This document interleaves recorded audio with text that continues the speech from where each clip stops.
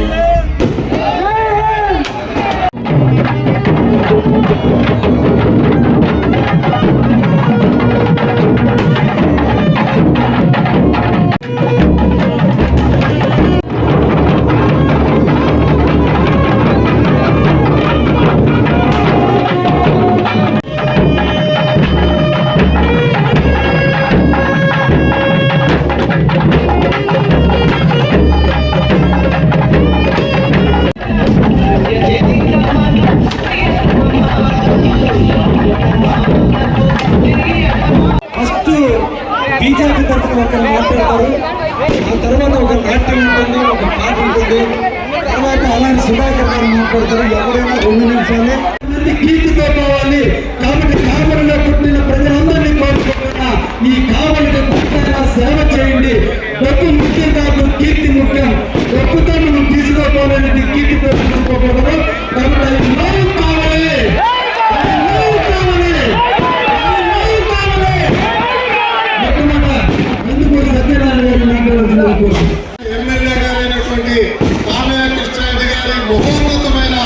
ఆలోచనని మీ అందరికీ తెలియజేస్తూ మనందరి తరఫున ఒకసారి కృష్ణారెడ్డి గారికి అభినందనలు తెలియజేయాలని కోరుకుంటున్నాను.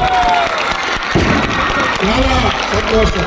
వ్యక్తి ఆ యొక్క ఎక్కడైతే జన్మనిచ్చారో ఆ జన్మ యొక్క ఆ ఊరిని ప్రేమించే వాతావరణాన్ని తయారు చేయడంలో కృష్ణారెడ్డి గారు పొత్తుకుంచులయ్యారు. వారికి స్ఫూర్తిగా మరొకసారి అభినందనలు తెలియజేస్తూ ఇదే స్ఫూర్తితో కావల్ని కనకపట్టు చేయాల్సిన అవసరం మనందరి మీద ఉంది.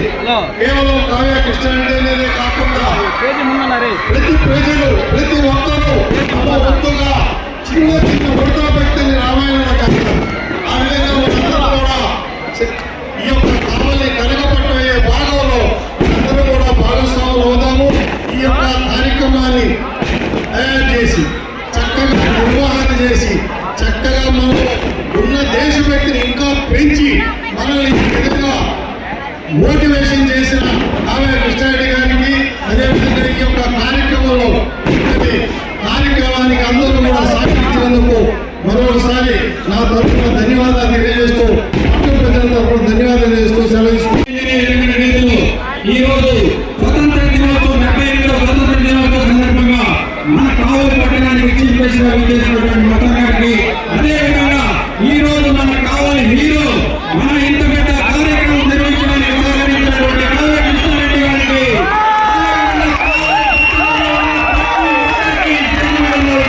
ముఖ్యంగా భారతీయులకి స్వతంత్ర దినోత్సవ శుభాకాంక్షలు తెలుపుతున్నాను. అదేవిధంగా ఎంతో మంది త్యాగజనుల పూర్తిగా మనకు వచ్చిన దీనికి కావ్య కృష్ణారెడ్డి గారు చెప్పినట్టు ప్రతి ఒక్కరు ఇందులో భాగస్వామి.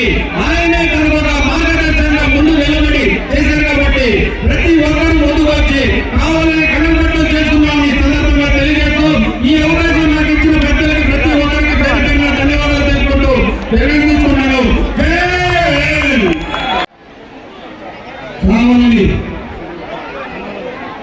కావాలని 15 సంవత్సరాలుగా అనాథైన కావాలని 15 సంవత్సరాలుగా తన విధస్కంధాలను పోసి దాంట్లో కొంత భాగాన్ని నాకేమి ఇచ్చి నాకు ఎమ్మెల్యే టికెట్ ఇప్పించి ఈ రోజు కాలంలో సేవ చేసే భాగ్యాన్ని ఇచ్చిన నా సోదరుడు రంజన్ గారు మాట్లాడారు. అందరికీ నమస్కారం. ముందుగా స్వాతంత్ర దినోత్సవ శుభాకాంక్షలు తెలియజేసుకుంటూ ఈనాటి కార్యక్రమ రూపకర్త శాసనసభ్యులు సోదరులు కావ్య కృష్ణారెడ్డి గారిని మనందరి తరపున మనస్ఫూర్తిగా అభినందనలు తెలియజేస్తున్నాం. ఎందుకంటే ఎప్పుడు లేని సాంప్రదాయం కావలిలో ఏ రాజకీయ పార్టీ అధికారంలో ఉన్నా ఎవరు శాసనసభ్యులు ఉన్నా ఎన్నడూ జరగనటువంటిది ఈనాడు ఏదైతే 100 అడుగుల జాతీయ జెండా నిర్మాణం, ఈ జాతి నిర్మాణానికి అహర్నిశలో శ్రమించినటువంటి పెద్దల చిత్రాలు 1952 నుంచి ఈ కావలి నియోజకవర్గానికి ప్రాతినిధ్యం వహించినటువంటి శాసనసభ్యులు కృష్ణారెడ్డి గారు మొదలుకొని బత్తన రామకృష్ణారెడ్డి గారి దాకా ఈ కావలి ప్రాంతం ఉమ్మడి ఆంధ్రప్రదేశ్ భారతదేశంలోనే కావాలంటే ఓ విద్యా సంస్థల పేరు చర్చించుకునేటువంటి పరిస్థితి విశ్వోదయ సంస్థలు తరాలకి పరిచయం చేస్తున్నటువంటి శాసనసభ్యులు కృష్ణారెడ్డి గారికి వారి కుమార్తె అల్లుడు అమ్మాయి ఇంటర్వ్యూ చూశాను. స్వాతంత్ర చరిత్ర పుస్తకాల్లో స్కూల్స్ లో చదువుకోవడం తప్పితే మళ్ళీ భావితరాలకి పరిచయం చేయాల్సినటువంటి అవసరం ఉంది. స్వాతంత్రోద్యమం నుంచి జాతి నిర్మాణం ఎవరు అహర్నిశలు మన దేశ స్వాతంత్రం కోసం పోరాడి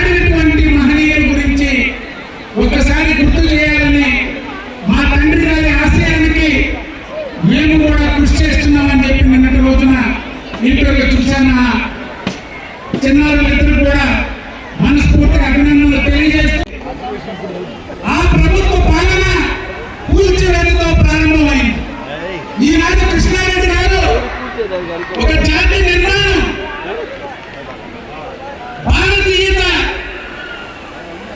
స్వాతంత్ర ఫలాలను గుర్తు చేస్తూ జాతీయ భావాన్ని కావలి ప్రజలకు పెంపొందించేందుకు ఈ జాతి నిర్మాణకర్తలు, ఈ కావలి నియోజకవర్గానికి ప్రాతినిధ్యం వహించిన మహనీయులు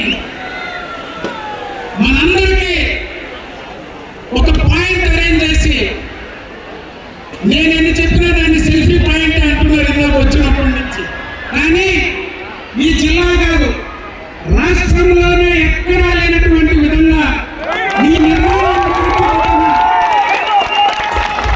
సోదరుడు కృష్ణారెడ్డి గారిని అభినందిస్తూ రాష్ట్రమంతా కూడా ఈ కార్యక్రమాన్ని చేపట్టేదానికి ముఖ్యమంత్రి చంద్రబాబు నాయుడు గారి దృష్టికి తీసుకెళ్తాం. ఆంధ్రప్రదేశ్ అంతా ఇటువంటి కార్యక్రమాన్ని, మంచి కార్యక్రమాన్ని చేపట్టేదానికి రూపుదిద్దినటువంటి కృష్ణారెడ్డి గారికి మరొకసారి అభినందిస్తూ 1915 నుంచి 46 దాకా స్వాతంత్రం